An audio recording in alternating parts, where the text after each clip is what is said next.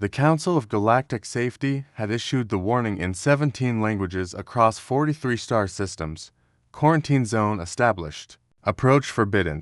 Extreme hazard. The creature they discovered on the abandoned research station of Kepler-4 to be defied classification. It existed partially in normal space and partially in dimensions the Council's best scientists couldn't even map. Its body, if it could be called that, shifted between states of matter, sometimes solid, sometimes gaseous, sometimes something that made observers' minds ache, thus trying to process what they were seeing. Preliminary scans suggested it possessed the capability to disintegrate molecular bonds with a thought, to bend gravitational fields, to exist in multiple locations simultaneously. 3 exploration teams had attempted to study it. None had returned. By the time the galactic authorities had cordoned off the entire sector, it was already too late. The human colony ship Perseverance had made an emergency landing on Kepler-4 to be 2 days prior. Their navigation systems fried by a solar flare, their communication array damaged beyond immediate repair. Among the 214 souls aboard was 6-year-old Anna Chen, traveling with her older brother Daniel. Daniel had always taken his responsibility seriously. At 16, he promised their parents, still 3 months behind them on a slower transport, that he'd watch over Anna every moment of every day. So, when she slipped away from the temporary camp the colonists had established, Daniel's heart nearly stopped. He found her 2 hours later in the ruins of the research station, in a chamber that made his skin crawl with wrongness. And there, in the center of that impossible room, was his sister. She was sitting cross-legged on the floor, her small hands extended, while something that hurt to look at directly hovered before her. Anna. Daniel's voice cracked with terror. The thing shifted, and Daniel felt his stomach lurch as reality seemed to bend around it. Colors that shouldn't exist flickered across its surface. The air tasted like copper and starlight, but Anna just turned and smiled. "Danny, come meet my friend." "He's scared." "Anna, get away from that thing right now." "He's not a thing," Anna said, her voice carrying that particular stubborn tone that Daniel knew meant she wouldn't budge. "His name is, well, I can't say it with my mouth, but he understands when I call him Shimmer." The creature pulsed, and Daniel watched in horror as tendrils of not quite matter extended toward his sister. He lunged forward, but Anna held up a hand. "Stop, you'll scare him more." Daniel froze. The tendrils had wrapped gently around Anna's wrist, and she was laughing. The sound of her giggles echoed strangely in the chamber, as if the walls themselves were uncertain whether to reflect or absorb them. "Anna, please," Daniel said, forcing his voice to steady. "That thing killed 3 exploration teams because they tried to hurt him," Anna explained patiently, as if this were obvious. "They came with big weapons and scary machines. They wanted to cut pieces off him to study."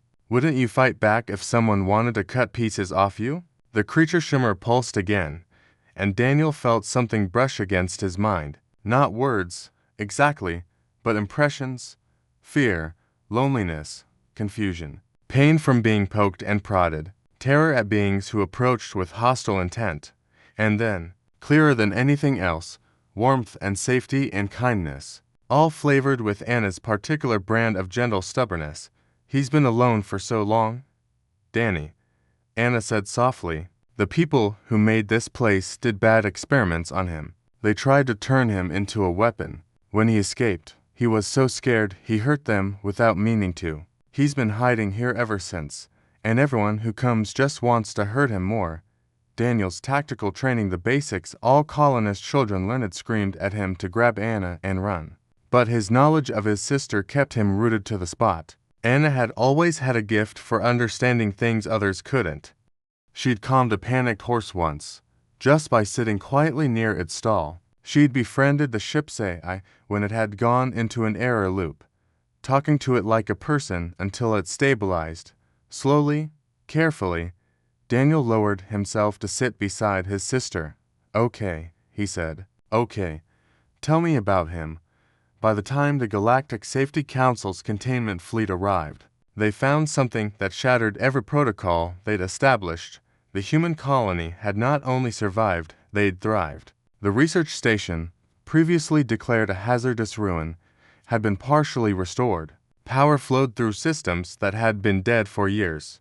The colonist damaged ship had been repaired with a precision that suggested technology far beyond their capability, and in the center of it all was a small human girl, playing a game that looked like tag with a creature that existed partially outside of normal spacetime, the fleet commander, a Xinthian with 14 doctorates in xenobiology, stood frozen at the edge of the settlement. Beside her, Daniel Chen, now wearing a makeshift administrator's badge, waited with patient amusement. "This is impossible," the commander said. "Our projections indicated the creature would have eliminated all biological life within a 50-kilometer radius. Your projections didn't account for Anna," Daniel replied. "Or for humans in general, really." "Explain." Daniel watched his sister, who was now introducing Shimmer to a group of younger children. The creature had learned to stabilize its form enough that it appeared as a vaguely dog-shaped being made of flowing starlight. It was playing gently, carefully, its impossible nature constrained by what appeared to be genuine affection. "You called it dangerous," Daniel said. "You approached it as a threat to be contained or eliminated. You tried to study it, weaponize it, control it. Every team you sent came with fear or greed or scientific detachment, and your sister, Anna, came with a juice box and asked if it wanted to be friends." Daniel's smile was slight but genuine. "Turns out the most dangerous being in the sector just wanted what any scared, lonely kid wants: kindness, understanding, and someone willing to listen." The commander's translator struggled with the silence that followed. "So, you're telling me," she finally said, "that your species' approach to an extra-dimensional entity with reality-warping capabilities was befriending it? That's humanity for you," Daniel said. "We've got a bad habit of seeing people where others see threats. Sometimes it gets us killed. Sometimes ... double quotes." He gestured to the thriving settlement, to Anna laughing as Shimmer created impossible geometric patterns in the air for the children's delight. "Sometimes it saves everyone." The commander watched as Anna ran up to the creature and hugged what approximated its leg. Shimmer pulsed with colors that the commander's species had no names for, but which somehow unmistakably communicated pure joy. "The council will need to recategorize this entity," she said quietly. "Shimmer," Daniel corrected. "His name is Shimmer. And yeah, you probably should update your files. Maybe under protected friend of humanity rather than extreme hazard." As the fleet began its withdrawal, the commander filed her report with a single addendum that would echo through galactic policy for generations. "Note: when dealing with seemingly dangerous unknowns, consult human children first. Their approach may be unorthodox, but their success rate is statistically alarming."